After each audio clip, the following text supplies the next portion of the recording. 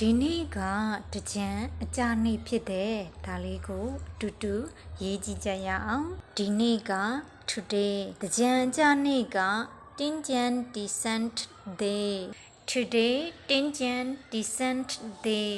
မှန်လားအဲ့လိုရေးလို့ရလားဒီနေရာမှာ verb လို့နေတယ်ကိုရေးချင်တာကဒီနေ့ဒီတကြံအကြနေ့ဖြစ်တယ်အဲ့လိုမျိုးရှိတီဖြစ်တီပြောချင်တယ်ဆိုရင် verb to be ကိုသုံးပေးရတယ် verb to be က am is are အဲ့တော့ဒီနေ့ကတကြံအကြနေ့ဖြစ်တယ်ဆိုရင် today is တင်းကျန် descent day ဒီနေ့ကတကြံအကြနေ့ဖြစ်တယ်အကယ်၍များမနေ့ကတကြံအကြိုနေ့ဖြစ်တယ်လို့ရေးချင်တယ်ဆိုရင်မနေ့ကဆိုတော့ yesterday တကြံအကြိုနေ့ကတင်းကျန် eve yesterday တင်းကျန် eve အဲ့လိုရေးလို့ရလားဒီနေရာမှာလည်းပဲ verb လို့နေတယ်အဲ့တော့မနေ့ကတကြံအကြိုနေ့ဖြစ်တယ်ဆိုလို့ရှိရင် verb to be ကိုသုံးပေးရမယ်ဒီနေရာမှာတစ်ခုတတိထားရမှာက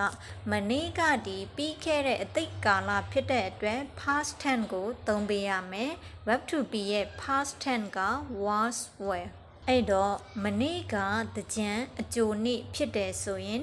yesterday was တင်းကျန် eve မနေ့ကဒီအတိတ်ကာလဖြစ်တဲ့အတွက် past tense was ကိုသုံးပေးရမယ်ကဲ၍များမနက်ဖြန်တကြံအကြက်နေ့လို့ရေးချင်တယ်ဆိုရင်မနက်ဖြန်က tomorrow တကြံအကြက်နေ့ကတင်းကျန် eclipse day အဲ့တော့ tomorrow is တင်းကျန် eclipse day အဲ့လိုရေးလို့ရလားမနက်ဖြန်ဒီ future tense ကိုသုံးပေးရမယ်ဒီနေရာမှာ it's ကိုသုံးလို့မရပါဘူးအဲ့တော့ဘယ်လိုဖြစ်သွားမလဲ tomorrow will be တင်းကျန် eclipse day မနေ့ဖြန်တကြံအကြက်နေ့